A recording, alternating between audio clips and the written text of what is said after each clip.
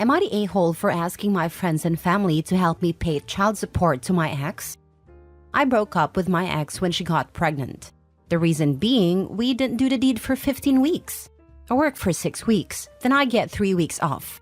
During the 3 weeks I was home, we didn't do it. My grandfather had passed away, so I went to my grandma's house to help her. So there was a period of 15 weeks where any kid she got pregnant with was not mine. I was home for 5 days of those 3 weeks, but we didn't get intimate. Just making sure that everyone understands before they comment. She didn't tell our friends and family that information though, so they all thought I was just an irresponsible a-hole who knocked her up and ran away. On the off chance that she got pregnant before those 15 weeks and she just didn't know, I said that I would agree to get back together and pay child support if it was mine. She said she didn't want me back, just child support. So be it. I understand how evil I would be if I was wrong. I was not. Baby boy was born after the right amount of pregnancy for it to have happened, while I was not the father. A bunch of our friends and family are insisting that I should pay child support because we were together when she got pregnant. She even tried taking me to court. I just paid a lawyer to deal with her. I'm not the father. We weren't living together. I'm not on the birth certificate. This is not my problem. She's going around crying to people that I'm a monster for leaving her like this, that she would never have had a baby if she had known I wouldn't stick around to help, blah blah blah. Most people are on my side now, but not my mom, my sister, one of my aunts, and several friends. So I made a public Facebook post saying that everyone who thought I should pay child support could sign a contract stating that they would help pay the child support and I would match whatever they paid. But it had to be a legal contract and it had to be for 18 years. Nobody signed up. I posted screenshots of messages I had gotten from all of them saying that I needed to step up. I got blocked a lot. My sister, who is friends with my ex, said I was an a-hole for expecting other people to pay child support for a kid that wasn't theirs. I took a screenshot of that message, and it is the header of my profile in Facebook. My sister blocked me. My mom finally understands that I am not willing to throw away money. She is just sad because my ex is her friend's daughter. This whole thing made me come off as an ass, but I don't think I'm the a-hole for pointing out their hypocrisy. Edit: when I say I was not, I meant that we got a paternity test and proved I am not the father. I didn't just go by time or anything like that. Now for the top comments. My sister, who is friends with my ex, said I was an a-hole for expecting other people to pay child support for a kid that wasn't theirs. But it's fine for her to expect you to pay for a kid that isn't yours? Hypocrisy at its finest. It was sweet petty revenge to put that screenshot as his Facebook header. I cackled. Why isn't she going after the real father for child support? This isn't your problem. Probably because she either doesn't know who the real baby daddy is, or she does know but can't say because he's already got a wife. Either way, like you said, ain't OP's problem. Either of those, yeah, or he's broke and OP isn't. Probably this, broke loser knocking up someone else's girl.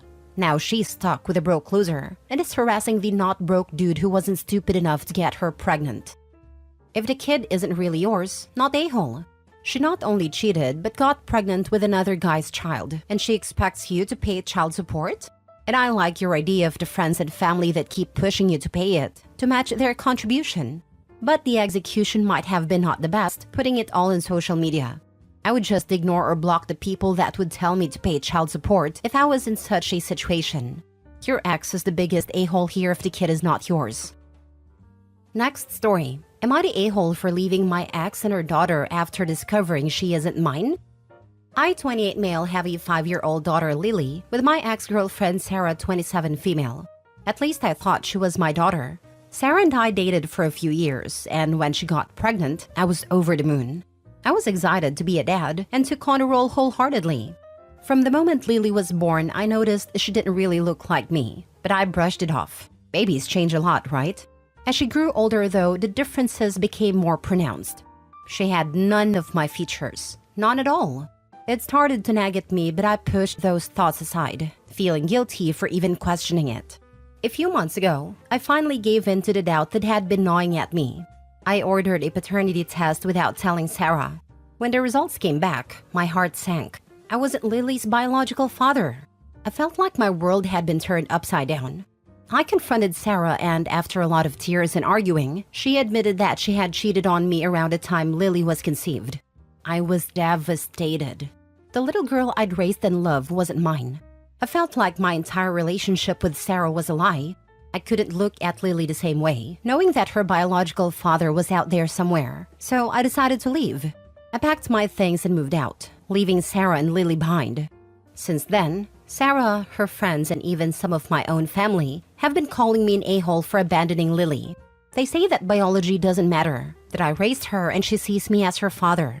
They accuse me of being heartless and cruel for walking away from a little girl who loves me. I get messages and calls almost daily, calling me out for my decision. It's been tough. I feel guilty because I know Lily doesn't understand why I'm not around anymore. But at the same time, I can't shake the feeling of betrayal and a constant reminder that she isn't mine. I don't know how to be there for her without feeling like a fraud. I didn't sign up to raise another man's child, especially without my knowledge. So Reddit, am I the a-hole for leaving? Should I have stayed in Lily's life despite everything? Or was I right to walk away? Guessing you're on the birth certificate.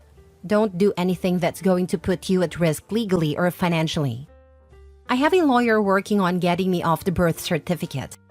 Does she know who Lily's father is? It would be best to get her actual father involved. If he isn't willing to collect support and she can stay a single mom, don't feel bad. Did she? Nope. She only feels bad she lost you as her support, and probably her reputation. I'm not sure if she knows or not. I brought it up and she claims she doesn't know, but I don't really believe her. How could she not know? It's either the other guy if she knows his name, or she slept with multiple people at that time. Exactly. Gotta love how everyone is flaming Opie and glossing over the fact that this is only happening because she was cheating and sleeping around. You shouldn't have to stay to raise her a fair baby and not face the consequences of her own actions. Some people are wild. I like how no one asks you in your inner circle if you are okay. That had to be pretty emotionally hurtful and damaging to find out. Plus, all the years of deceit. They just focus on guilting you about the little girl. I get their point, because yes, kids don't understand at this age, but you still need some time to adjust to this shocking news. It's okay to take a step back and figure out what you want to do.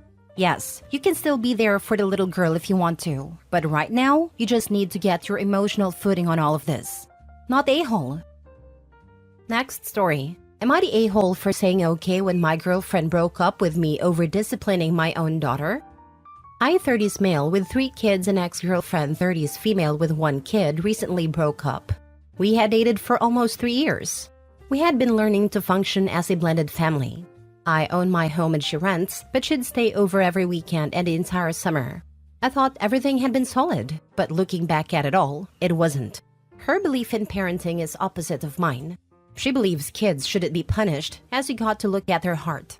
My belief is, if the child does something bad, they should be punished. My ex's child is completely out of control. She spits at her mom and my kids, talks back, punched and kicked her mother when she doesn't get what she wants, tell her mother I hate you and shut up if she doesn't get her way, and falls on the ground screaming in public and private, literally for an hour, until her mother buys her what she wants. For the latter, towards the end of the relationship I would take my kids, and either leave or go elsewhere, as I was embarrassed. My ex-girlfriend's punishment? Giving her daughter a hug while the daughter screams, "Get off me!" and kicking her in the stomach and slapping her. My ex would say, she doesn't know how to calm herself down. Her heart is good because she just wants the item. Or, it's not her fault, I spoiled her, as she buys what her daughter demanded. This annoyed me. Her child is 5 and mine are all under 10. I've mentioned her that this behavior was not good because it'll eventually carry over into school. She said it wouldn't happen in school, so I let it go. But in my opinion, it's obviously not working. In addition, it's teaching her to be violent to get what she wants, which results in jail/prison time as an adult. My oldest has some mental health issues, and I've been working with her therapist to help her. Unfortunately, she has an at-home stealing, lying, and peeing problem. But at school, she's on honor roll. I'm confused. Over the weekend, she somehow found my hidden energy drinks. I should have kept them in my room, but I'm weaning myself off of them. She drank several of them and hid the cans in my guest room. I found them and told her how dangerous it was to do that, and said that she's grounded. The next day, my ex woke me up and said, "I don't like how you dealt with your oldest. I think maybe we should break up." In the past, she said that I was too strict. As an example, during our mild winter, her daughter walked and stomped on a frozen pound on my yard. I told her not to do this, as it's extremely dangerous. I did not raise my voice, nor was I angry. I was worried for her safety. But the ex said that's too strict. I asked how, and her response was something along the lines of letting kids experiment. I wanted to say, with death? I was confused after she mentioned breaking up, as I had just woken up. So I just said, okay. She asked if I had anything more to say, and I said that we have a difference in parenting, so it is what it is, I guess, and that I just need my keys and hoodie back. She also said that she loved me and hoped that we could still text. I told her no. I then went back to bed after receiving the items and making sure she left. I could tell that she was hoping that I'd put up a bigger fight, as she looked disappointed when leaving. I still care about her, but then started thinking deeper about her actions. 1, she refused to work and said maybe in 10 years she'd be ready. I've discussed before that I cannot support 2 additional bodies financially. She's used to staying at home, getting assistance and child support, and doesn't want to work in an office. 2, she doesn't help clean. Her house is a mess. It always said that she has to learn how to clean, but it was always left to my kids and I. Her child obviously threw a fit when I asked her to help clean her mess. 3, on 2 occasions she punched me when she got drunk. She admitted to having a drinking issue, and I tossed all alcohol in my house after the 2nd incident months ago. As I look back, I realized that this probably wasn't a healthy relationship. I apologized to my kids for allowing all of this to occur. I vented to my parents, and they said that disciplining your own daughter for bad behavior is always fine. They mentioned that she wasn't the one for me. But I'm open to hearing what others believe. I know that physical violence is not acceptable, and I've told her this as well. She was very apologetic, but it did make me nervous. You're not the a-hole. Parenting styles clash sometimes, but ignoring serious behavior issues isn't the answer. You're right to be concerned about your ex's approach. Sounds like there were deeper issues in the relationship beyond just discipline. Trust your instincts and focus on what's best for you and your kids. Thank you. My issue is that I become blinded by love, I guess. So I didn't notice the bigger red flags until it was over. I care about her daughter, so I tried my best to assist with the behavioral issues. But I'm going to take this alone time to work on myself and my kids. She must have been wild in the sack for you to put up with someone who doesn't work, doesn't clean, and has a demon kid. Your kids have to be your highest priority. Your ex's kid wasn't her priority. Her ideology, and more probably ego, was. She has saw how badly it was working in practice, and yet still clung to it. Not a-hole. She sounds like a loser and a crappy parent. I'd say she sounds like a dumpster fire. Is she that charismatic or pretty? Because I can't imagine any other reasons to get together with a disaster that refuses to work to support herself, abuses people physically, and raises a future bully who will 100% go on to make teachers and other kids' lives hell at school. In my opinion, I might have ignored the red flags as we were in non-stop communication, loved working out and hiking, and enjoyed the same shows. I figured the issues may be smaller and can be fixed later. But I was wrong, and that was selfish of me as it impacted my kids. Last story. Am I the a-hole for not childproofing our new house for my nephew? Our old house was super childproof. We bought a new house and have moved in. We didn't bother with childproofing our new house since we feel like our daughter is old enough. We had family over a couple weeks ago for the first time. My sister had a rough time because she had to keep a constant watch on her son. He's an older kid, but he is severely developmentally delayed and gets into things. Later, she talked about waiting until we installed the childproofing stuff before they visited again. We told her we had no plans to install that stuff because our daughter didn't need it anymore. We also didn't keep any of it, so we would have to buy it again. Family has offered to pay for new childproofing stuff, but it just seems like a hassle. I swear that stuff is just made to be aggravating. And we like having our house how it is, so we don't want it. We've been told we're being mean and exclusionary to not accommodate him. Our place generally has always been the meeting place for the family since we have the most space and backyard and are centrally located to everyone. We also like hosting though, so it's not like people are taking advantage. I think my sister could just keep a closer watch on her son, but apparently that's too hard to do constantly. She says she has to do that everywhere else already, and we took away one of the few places that was safe for him. She says if our house stays how it is, it's going to be too much trouble for her to come. Yesterday, we had a barbecue for Memorial Day and she did end up not coming, which also meant her daughter couldn't come and she likes coming. So now it's our fault she doesn't get to come to family gatherings anymore. I wouldn't do it. I did it for my sister's kids. It's expensive and time-consuming, and I hated having to fight to open doors and cabinets. And sister and her hubby thought it was a free pass to not watch their kids, and a bunch of stuff got broken or destroyed anyway. Not a-hole. 100%. I have a 2.5-year-old and can't wait to get rid of all the child-proofing stuff. I recently took him to my parents' house, where we visit often and they have a bunch of breakable and nice things.